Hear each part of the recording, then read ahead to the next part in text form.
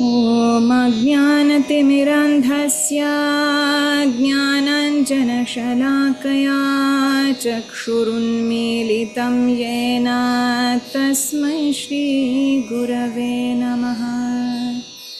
श्रीचैतन्यमनोभीष्टं स्थापितं येन भूतले स्वयं रूप कदा मह्यं ददाति स्वपदान्तिकम्।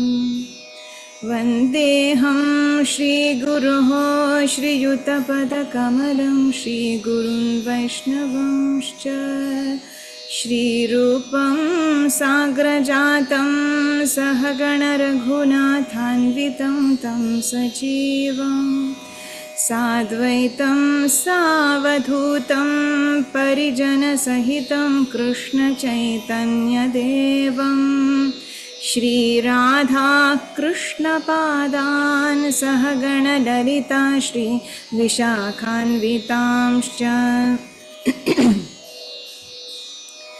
नमः विष्णुपादाय कृष्णपृष्ठाय भूतले श्रीमते भक्तिवेदान्तस्वामिनिति नामिने नमस्ते सारस्वती देवे गौरवाणी प्रचारिणे निर्विशेषशून्यवादी पाश्चात्यदेशतारिणे।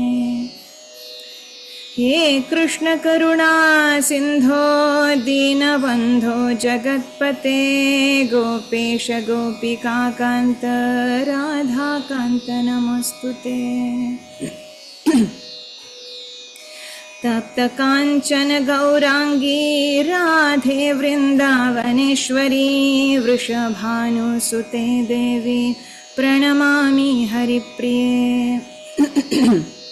वाञ्छाकल्पतरुभ्यश्च कृपा सिन्धुभ्य एव च पतितानां पावनेभ्यो वैष्णवेभ्यो नमो नमः। जय श्री कृष्ण चैतन्य प्रभु नित्यानंद श्री अद्वैत गदाधर श्रीवासादि गौर भक्त वृंद। हरे कृष्ण कृष्ण कृष्ण हरे हरे हरे राम राम राम हरे हरे। ॐ नमो भगवते वासुदेवाय।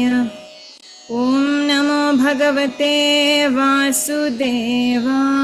ॐ नमो भगवते वासुदेवाय।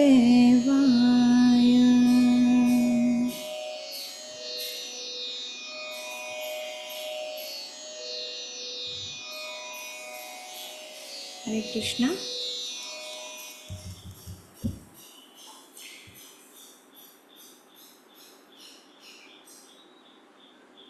Welcome back. So this is our 71st class, and in our previous class we had finished chapter 9. So today we will be starting chapter 10, that is the opulence of the absolute, Vibhuti Yoga, which is traditionally known as. So, in the beginning of today's discussion,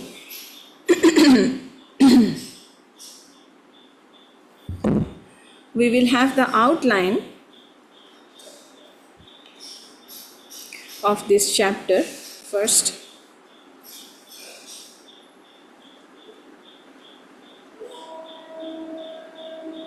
Can you see it? Okay. So we see there are altogether 42 shlokas in this chapter,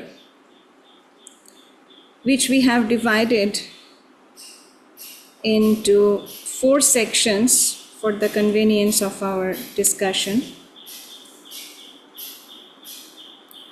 or the topic that is discussed So in the first 7 verses, that is verse number 1 to verse number 7, the topic which is discussed is Krishna is the source of everything. As we know from chapter number 7, we are studying on this topic, how Krishna is the source of everything, how he is the essence of everything, how he is the cause of everything, and how he is all pervaded. So all these things we discussed. Here Bhagavan will repeat it again in a different way. And in the next section, that is from verse number 8 to verse number 11, these 4 verses, this is known as Chatushloki Gita. Here the essence of Bhagavad Gita is hidden. And the third section is Arjuna's prayers. This is from verse number 12 to verse number 18. And the last section is the Vibhuti of Bhagavan. That is verse number 19 to the end. That is verse number 42. So Vibhuti means actually Vishesha Shaktihi. That is a spatial power or spatial opulence. So first we will chant the first verse.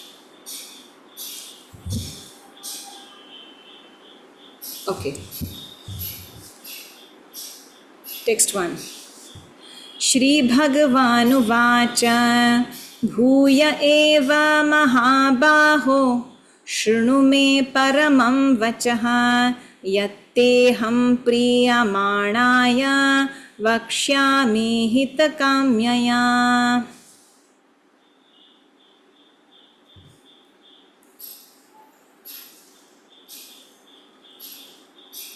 Synonyms. Shri Bhagavanuvacha, the Supreme Personality of Godhead said. Bhuyaha, again. Eva, certainly. Mahabaho, O mighty armed. Shrunu, just hear. Me, my. Paramam, supreme. Vachaha, instruction. Yat, that which. Te, to you. Aham, I. Priyamanaya, thinking you dear to me. Vakshyami, say. Hitakamyaya, for your benefit. Translation. The Supreme Personality of Godhead said, listen again, O mighty armed Arjuna, because you are my dear friend. For your benefit, I shall speak to you further, giving knowledge that is better than what I have already explained. So we see in the beginning of this chapter, Bhagavan says that Bhuya eva, I will speak again. Why again? Because you are very dear to me. And for your highest benefit. So we see, to receive the highest knowledge, a disciple should always be dear to the Guru. Isn't it? Okay, so the important or the significant words that we find in this verse, they are first is Bhuya eva. See, in the last 3 chapters, Bhagavan had told Arjuna about his opulence and power, which is needed to attain bhakti. Now he is going to tell the things needed to nourish and increase this bhakti in this chapter, chapter 10. So that is why he says bhuya eva.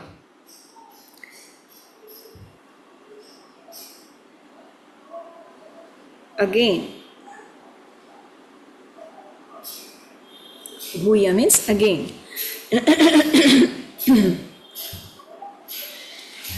So the things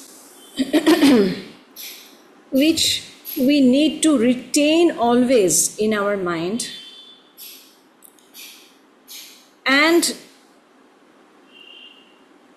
that which nourishes our life further, makes us a better person. So those knowledge we must retain in our heart, and to retain we need to hear it again and again. That is very important. So that principle Bhagavan is applying here. And the next important word is Mahabaho. Mahabaho actually means oh mighty armed, means who is very powerful. So why here this particular term is used? Because as if Bhagavan says, see Arjuna, you have to employ all the forces of the intelligence to understanding this. And you see, why? Because it is little difficult to understand. The topic which I will be discussing now is little difficult to understand. That is why you have to employ all the forces of intelligence. And then Bhagavan says, Shrunu me paramam vachaha. Hear it again, because this present topic is supremely well. You will need maximum attention and focus to grasp its essence. Yatteham priyamanaya. This particular word, priyamanaya, means who is very loving and dear to another person. So we see a disciple, as we just said, a disciple must be dear and loving, who is able to drink the words of Guru, just like nectar. So he is Priya to the Guru. So Priya Manaya, because you are dear to me. Hitakamnyaya. So Guru,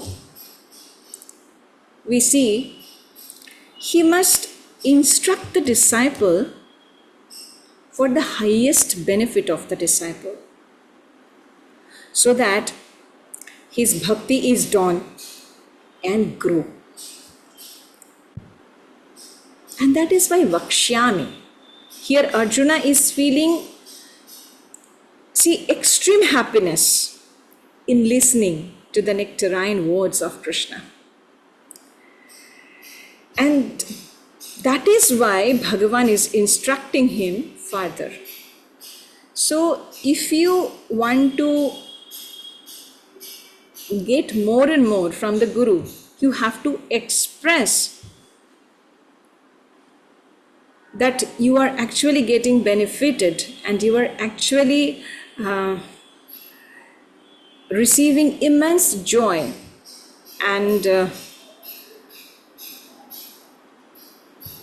it is going to be very fruitful for you. So that thing you have to express to your Guru to get more and more from him.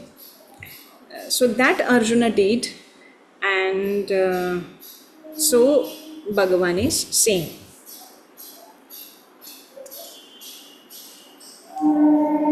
And we see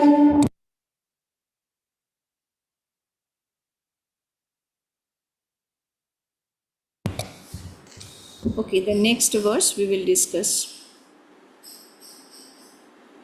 First, let us chant it.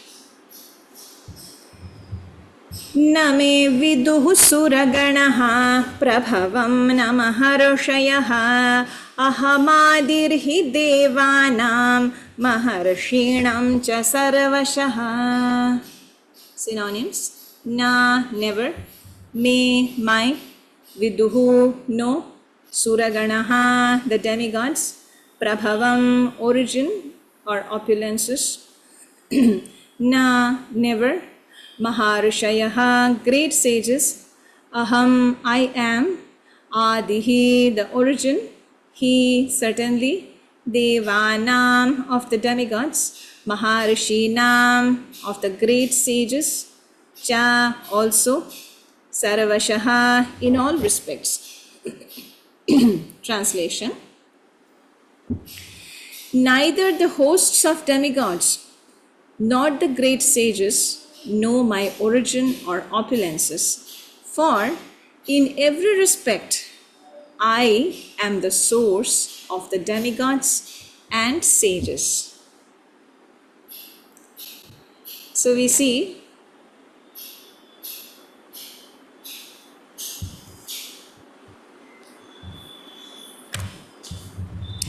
ईश्वरः परमः कृष्णः सच्चिदानन्दविग्रहः अनादिरादिर्गोविन्दः सर्वकारणकारणम्, as it is said in Brahma Samhita. So he is Sarvakarana Karanam, Anadiradi, he is the primeval Lord, and he is the cause of everything. He is the source of everything. So here Bhagavan says, Name viduhu suraganaha prabhavam na maharshayaha. So no one can know the origin of the Lord, whether they are the devatas or the great rishis, because he is the primeval cause. And we see here, I will just read a portion from the purport. In the Srimad Bhagavatam also, it is clearly said that even the great devatas, demigods, are not able to understand the Supreme Personality of Godhead. They can speculate to the limits of their imperfect senses and can reach the opposite conclusion of impersonalism, of something not manifested by the three qualities of material nature. Or they can imagine something by mental speculation, but it is not possible to understand Krishna by such foolish speculation. Here the Lord indirectly says that if anyone wants to know the absolute truth, here I am present as the Supreme Personality of Godhead. I am the Supreme. One should know this. Although one cannot understand the inconceivable Lord who is personally present, he nonetheless exists. We can actually understand Krishna, who is eternal, full of bliss and knowledge, simply by studying his words in Bhagavad Gita and Srimad Bhagavatam. The conception of God as some ruling power or as the impersonal Brahman can be reached by persons who are in the inferior energy of the Lord. But the personality of Godhead cannot be conceived unless one is in the transcendental position. And can we remember how the devatas also got deluded even after seeing Krishna? In Srimad Bhagavatam, we know this. We know these two leelas. Can you remember? The first is Govardhan Leela. There we see how Indra got deluded and how he became ferocious and he wanted to take revenge from Krishna. That is, Krishna stopped the worshipping, the fire sacrifice for Indra, Indra Puja. And so he became very angry, and that is why he showered immense torrential rain, and thunderstorm and everything in Vrindavan, that we know. So he became deluded. That is why. And in Brahma Vimohana Leela also, we saw how Brahmaji got deluded when he saw little Krishna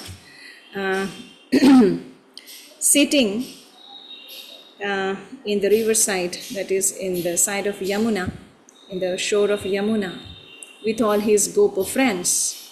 The beautiful verse, Vibhrat Venum Jathara Shringavetre Chakakshe Vame Pana Masrina Kavalam Tatphalanyangulishu Tishtan Madhye Swaparisurhido Hasayan Narmabhi Svai Swarge Loke Vishati Vubhuje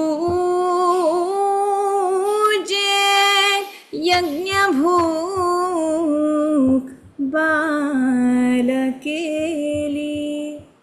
So when Brahmaji saw, and here Shukadevaji is saying that Vibhrat Venum Jathara Patayoho, he stuck to the flute in his kamarband, and Shringa Vetre Chakakshe, and the horn in his, what it is said in Kukshi. So in the side he is just holding it like this, and Shringa Vitre Chakakshe Vame Pano Masrina Kavalam, and the curd rice in his left hand, and different kinds of pickle in between the fingers in the right hand. And in this manner he is having his lunch, sharing with his friends, and in the center of the circle of all the Gopa boys, he is laughing and cracking jokes and enjoying the beautiful pastime with all his friends. So when Brahmaji saw this, he said he must be a magician. He couldn't even think that he is a Supreme Personality of Godhead himself is playing and sharing the joy with his bhaktas in the form of Gopa boys, the cowherd boys of Vrindavana. So beautiful. And he says that Tatphalanangulishu Tishtan Madhye Sapari Suridu Hasayan Narmabhihi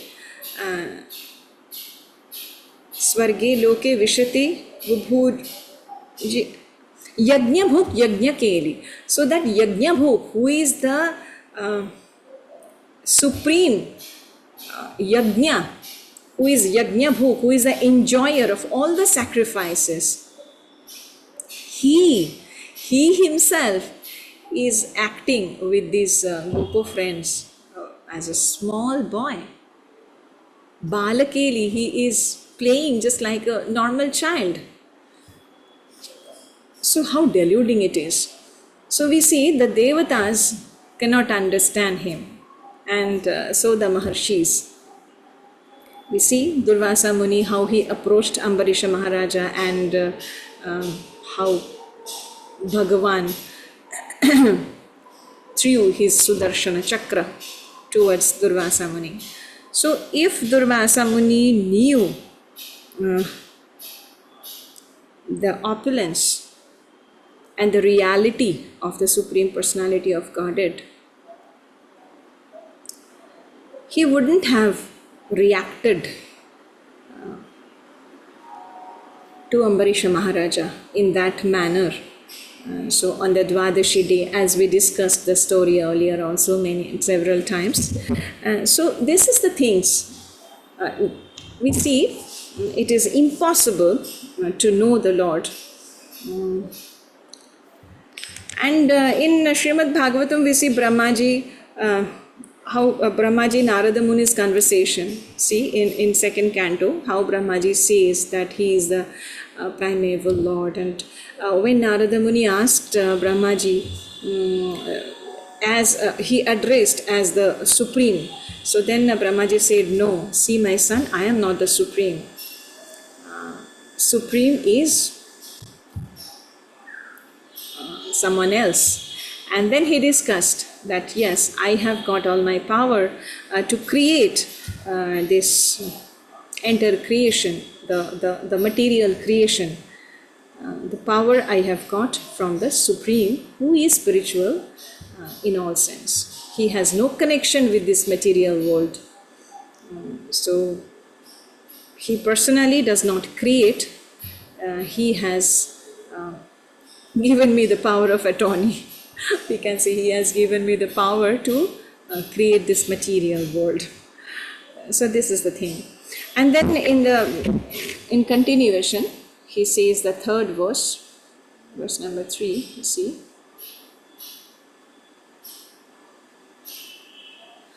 यो मामजमनादिं च वेत्ति लोकमहेश्वरम् असम्मूढः समर्थ्येषु सर्वपापैः प्रमुच्यते.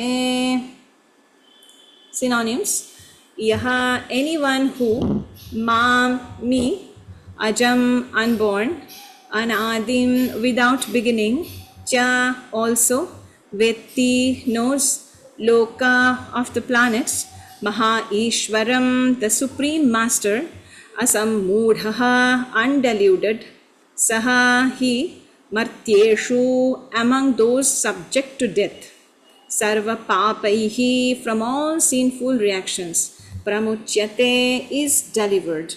Translation: he who knows me as the unborn, as the beginningless, as the supreme Lord of all the worlds, he only, undeluded among men, is freed from all sins. So we see Bhagavan says here, I am the source of all that exists. I am the unborn. I am the primeval, Ajam, Anadim. No one can know me. How can the created know the source of the creator? Is it possible? He is Ananta, he is unlimited, he is the source of everything. So how can the created beings know the creator completely? It is not possible. And 5, the Lord of universe, Maheshwaram. So how can he be known then? Is there no way? Yes, only if he reveals himself. Only if he reveals himself. And definitely he is not going to reveal himself in front of anybody and everybody. And that is why he said that I don't express, I don't reveal myself to everybody. I take a shield. And the results, if anybody knows what will be the result, he will be free from all kinds of delusion. He will be free from all sins. And he will accept the path of undeviated devotional service, unalloyed devotional service, that is Ananya Bhakti. We are saying repeatedly. So he becomes undeluded, asammudhaha, sarva papai pramuchyate, he is free from all sins, and he will accept the path of Ananya Bhakti. Okay. Yes, and it is said, as we studied in verse number 3 in chapter 7. Manushyanam sahasreshu kaschid yatati siddhaye. That verse. So, who are trying to elevate themselves to the platform of spiritual realization are not ordinary people. They are superior to millions and millions of ordinary men who have no knowledge of spiritual realization. But out of those actually trying to understand their spiritual situation, one who can come to the understanding that Krishna is the supreme personality of Godhead, that Vasudeva Sarvamiti Samahatma Sudurlabha, Bhagavan says. So we see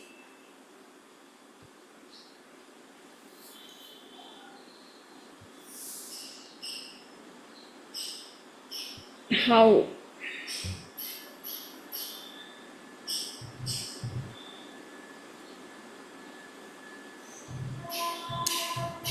here I would read another portion from this purport, verse number 3. One should not try to understand Krishna as a human being. As stated previously, only a foolish person thinks him to be a human being. This is again expressed here in a different way. A man who is not foolish, who is intelligent enough to understand the constitutional position of the Godhead, he is always free from all sinful reactions. Sarva papi pramuchyate. Okay, so now verse number 4 and 5 together.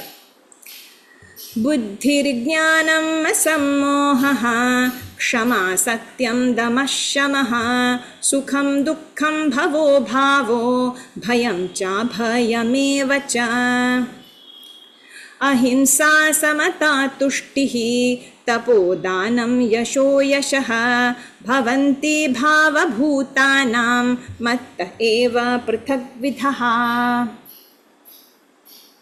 Synonyms: buddhihi, intelligence; jnanam, knowledge; asammohaha, freedom from doubt; kshama, forgiveness; satyam, truthfulness; damaha, control of the senses; shamaha, control of the mind; sukham, happiness; dukkham, distress; bhavaha, birth; abhavaha, death; bhayam, fear; cha, also; abhayam, fearlessness; eva, also; cha, and; ahimsa, non-violence; samata, equilibrium; tushtihi, satisfaction; tapaha, penance; danam, charity; yashaha, fame; ayashaha, infamy; bhavanti, come out; bhavaha, natures; bhutanam, of living entities; mattaha, from me; eva, certainly; prathak vidhaha, variously arranged. Translation: intelligence, knowledge, freedom from doubt and delusion, forgiveness, truthfulness, control of the senses, control of the mind, happiness and distress, birth, death, fear, fearlessness, non-violence, equanimity, satisfaction, austerity, charity, fame, and infamy, all these various qualities of living beings are created by me alone.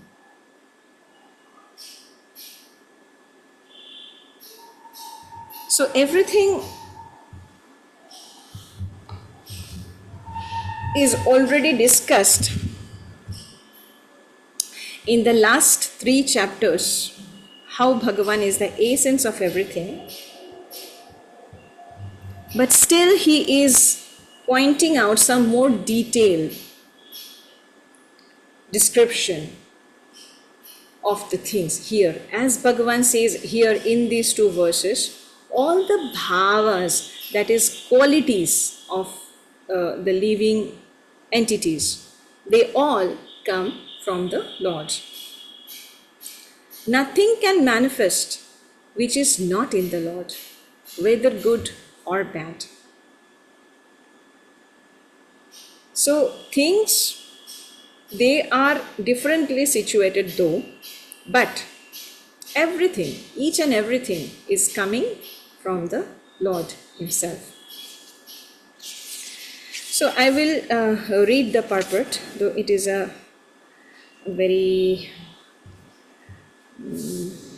quite a long purport, but I will read it because here Prabhupada mentions the different qualities in a very beautiful manner. See, the different qualities of living entities, be they good or bad, are created by Krishna, and they are described here.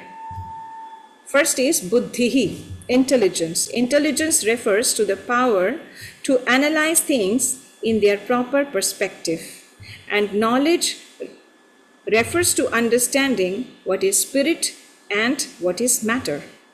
Ordinary knowledge obtained by a university education pertains only to matter, and it is not accepted here as knowledge.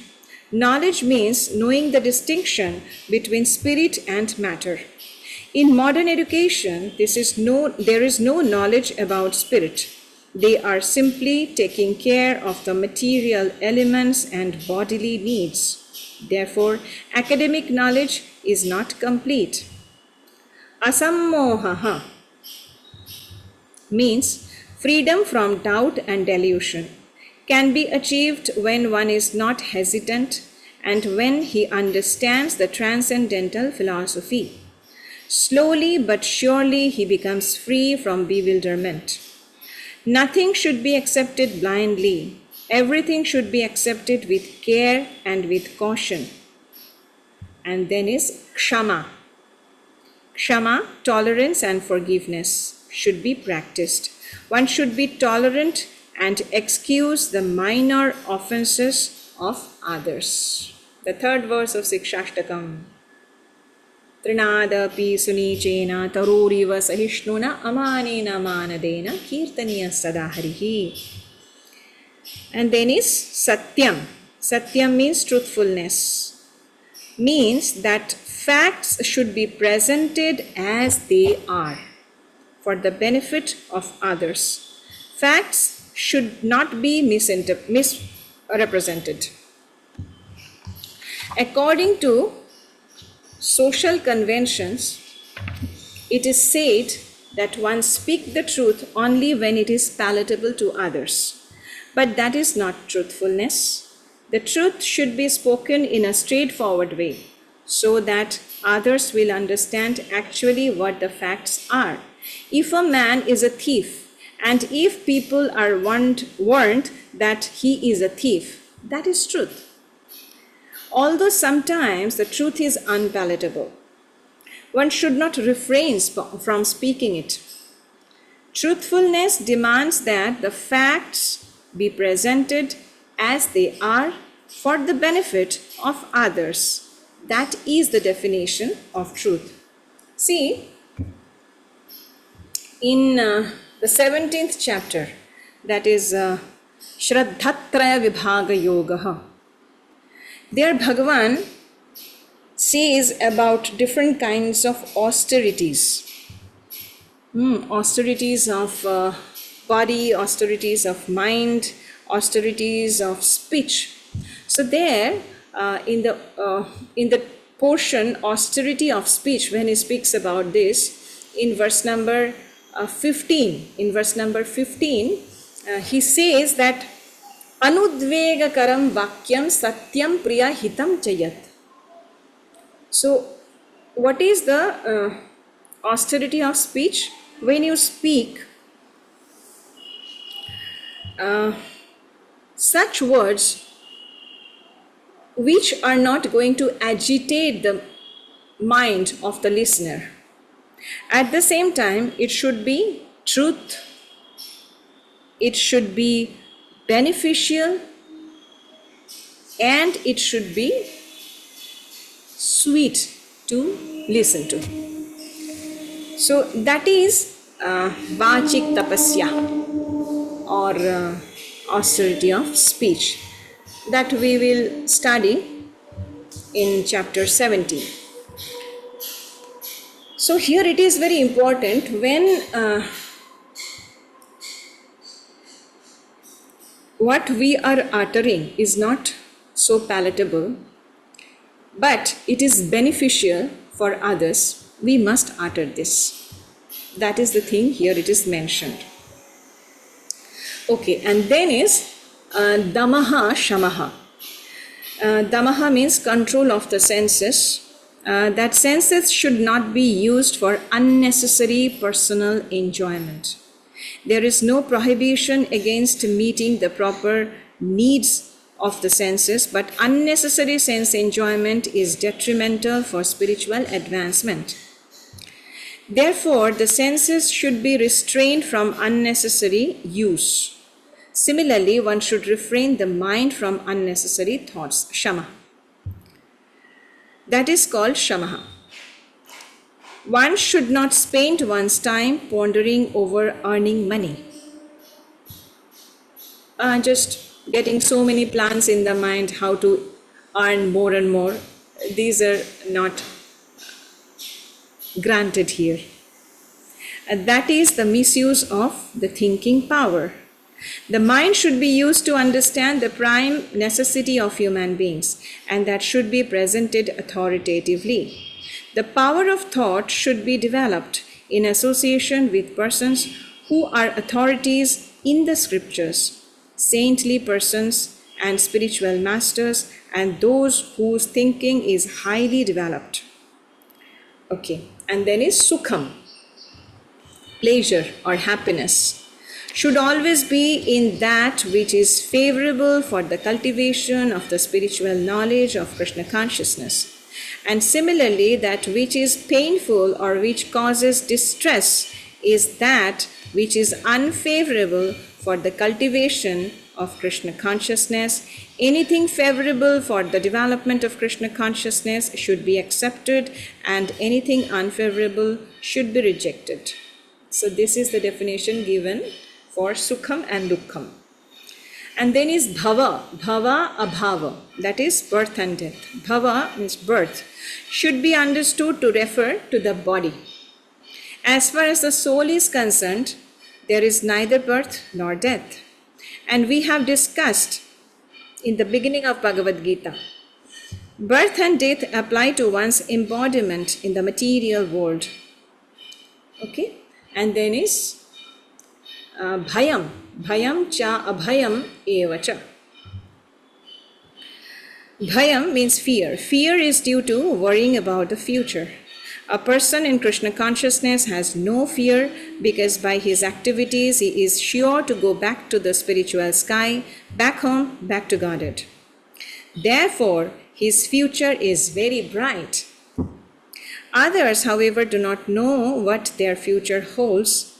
They have no knowledge of what the next life holds. So they are therefore in constant anxiety. If we want to get free from anxiety, then the best course is to understand Krishna and be situated always in Krishna consciousness. In that way, we will be free from all fear. In the Srimad Bhagavatam, 11th canto, chapter 2, verse 37, it is stated, Bhayam dvitiya bhiniveshataha syat. Fear is caused by our absorption in the illusory energy. But those who are free from the illusory energy, those who are confident that they are not the material body, that they are spiritual parts of the Supreme Personality of Godhead, and who are therefore engaged in the transcendental service of the Supreme Godhead, have nothing to fear. Their future is very bright. This fear is a condition of persons who are not in Krishna consciousness. Abhayam, fearlessness, is possible only when one is in Krishna consciousness. Ahimsa, non-violence, means that one should not do anything which will put others into misery or confusion. Material activities that are promised by so many politicians, sociologists, philanthropists, etc., do not produce very good results because the politicians and philanthropists have no transcendental vision. They do not know what is actually beneficial for human society. Ahimsa means that people should be trained in such a way that the full utilization of the human body can be achieved. The human body is meant for spiritual realization, so any movement or any commissions which do not further that ain't commit violence on the human body. That which furthers the future spiritual happiness of the people in general is called non-violence. So, beautiful definition of violence and non-violence. So, which is detrimental for the spiritual realization is violence, and which is favorable for the spiritual realization of others, it is actually non-violence. Okay, then is samatha, that is equanimity. Refers to freedom from attachment and aversion.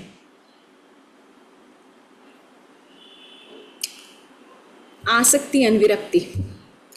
To be very much attached or to be very much detached is not the best. This material world should be accepted without attachment or aversion. That which is favorable for prosecuting Krishna consciousness should be accepted. That which is unfavorable should be rejected. Anasaktasya vishayan yatharham upayunjataha nirbandha Krishna sambandhi yuktam vairagyam uchyate. Bhakti Rasamrita Sindhu. We know this verse. So all the things that are in our possession should be employed favorably in the devotional service of the Lord. Okay, so that which is favorable for prosecuting Krishna consciousness should be accepted. That which is unfavorable should be rejected. That is called samatha or equanimity. A person in Krishna consciousness has nothing to reject and nothing to accept save in terms of its usefulness in the prosecution of Krishna consciousness. Then is tushti or satisfaction, means that one should not be eager to gather more and more material goods by unnecessary activity. One should be satisfied with whatever is obtained by the grace of the Supreme Lord. That is called satisfaction. Then is tapas. Tapas means austerity or penance. There are many rules and regulations in the Vedas which apply here, like rising early in the morning and taking a bath. Sometimes it is very troublesome to rise early in the morning, but whatever voluntary trouble one may suffer in this way is called penance. Similarly, there are prescriptions for fasting on certain days of the month. One may not be inclined to practice such fasting, but because of his determination to make advancement in the science of Krishna consciousness, he should accept such bodily troubles when they are recommended. So it is said that following the karma kanda of the Vedas, to get more and more material benefit, one should not follow all these things, rising in the morning, early morning, or doing this kind of vratas and all. For some material benefit, it is not accepted. It is, but if it is practiced for making advancement in the spiritual life, then it is accepted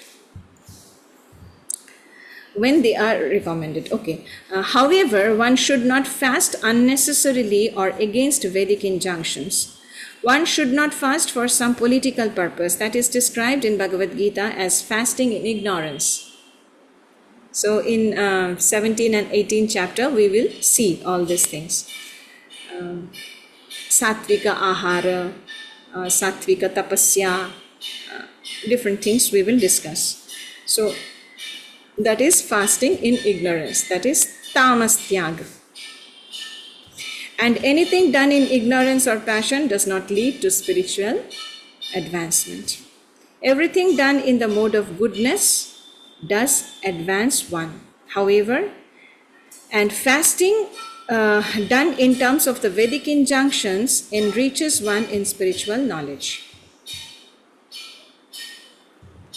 So,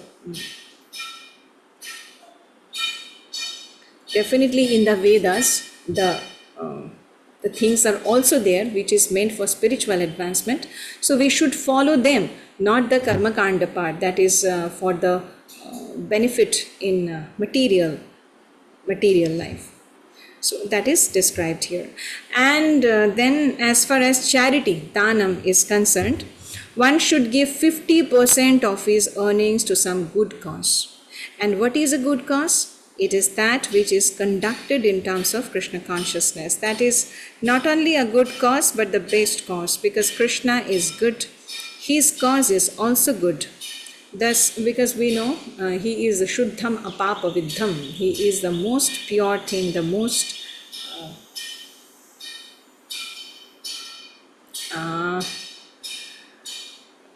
the aim of all, that is ultimate lakshya, we can say. He is the ultimate goal. So that is that is why he is the ultimate good also. So this charity should be given to a person who is engaged in Krishna consciousness. According to Vedic literature, it is enjoined that charity should be given to the Brahmanas.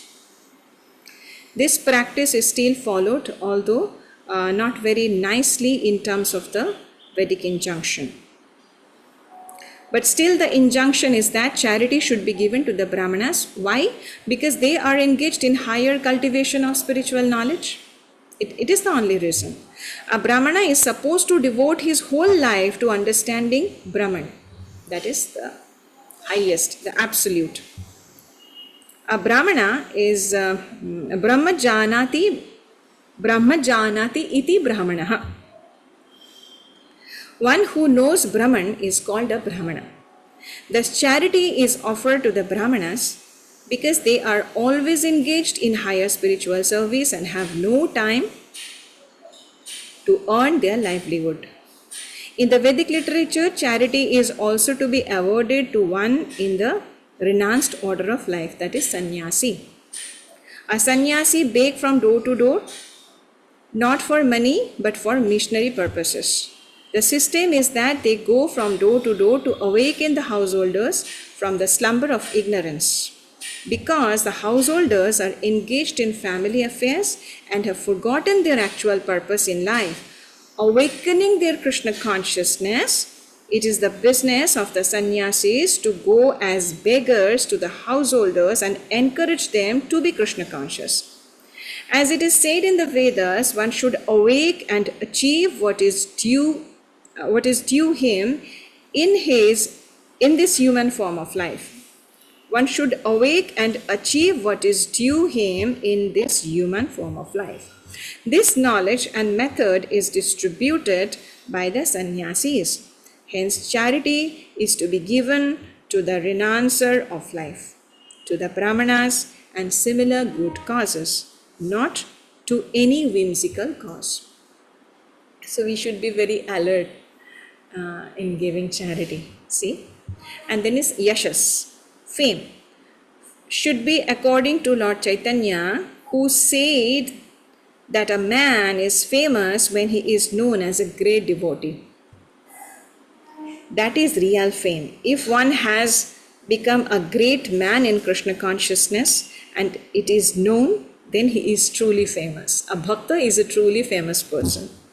One who does not have such fame is infamous. All these qualities are manifest throughout the universe in human society and in the society of the Devatas. There are many forms of humanity in other planets and these qualities are also there.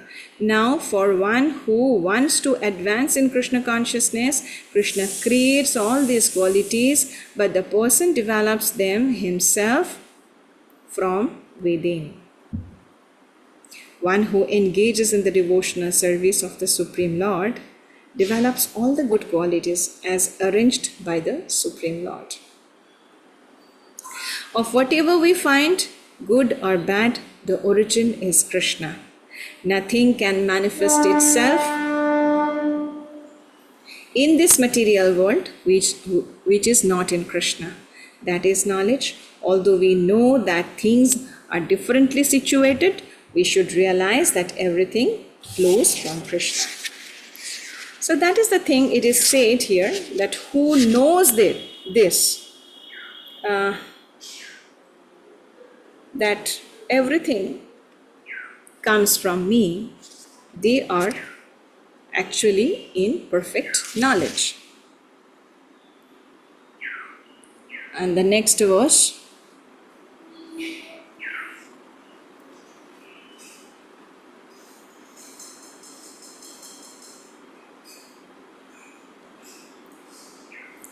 it was okay, so verse number 6. Maharshayah sapta purve chatvaro manavasthatha madbhava manasa jata yesham loka imah prajaha. So Maharshayah, the great sages, sapta 7, purve before, chatvaraha 4, manavaha manus, tatha also, matbhavaha born of me, manasaha from the mind, jataha born, yesham of them, loke in the world, imaha all this, prajaha population. Translation.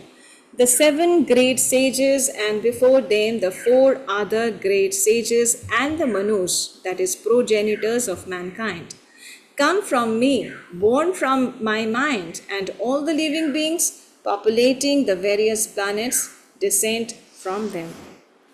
So we see how Bhagavan is the source of the Purusha avatars also. So how from Mahavishnu, this Hiranyagarbha comes from Hiranyagarbha, Brahmaji emanates, and then from Brahmaji, Chatushkumara and Saptarshis and 14 Manus, they all come. As we see, the Saptarshis, they are Bhrigu, Marichi, Atri, Pulasta, Pulaha, Kratu, Vasishta. They are the 7 Saptarshis, that is, 7 rishis, sages. And we know Chatushkumara, Sanaka, Sanatana, Sanandana. Sanaka, Sanandana, Sanatana, Sanat Kumara.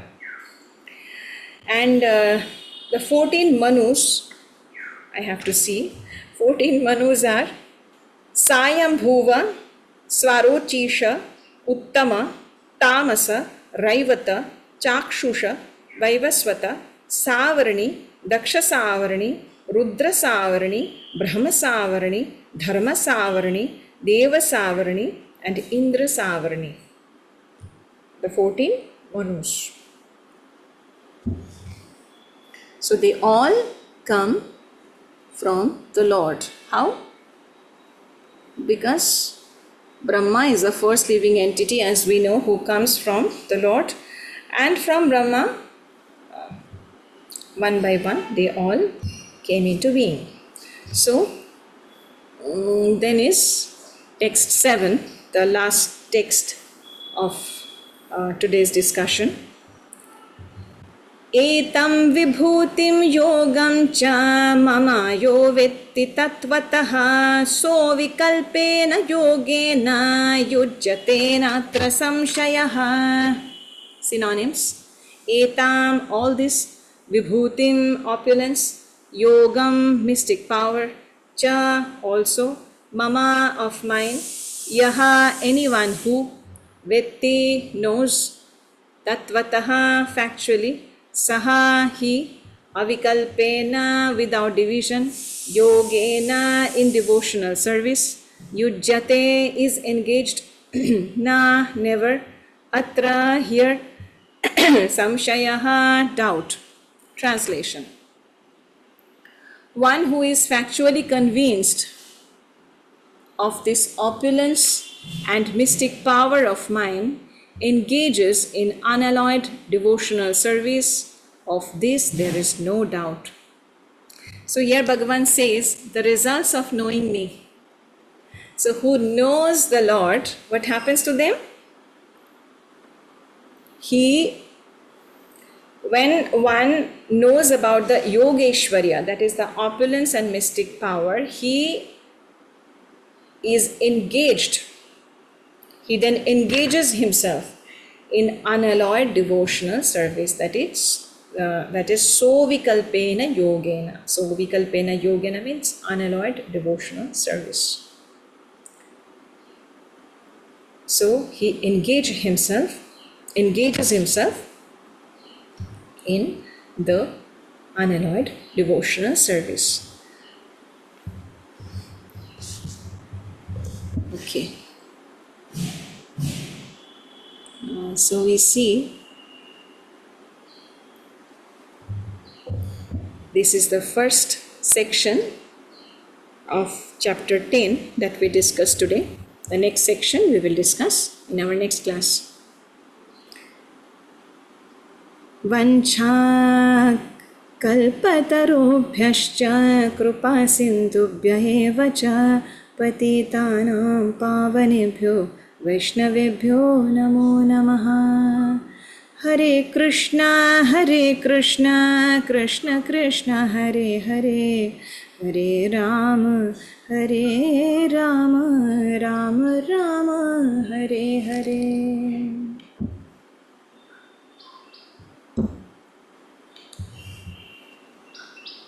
Thank you very much.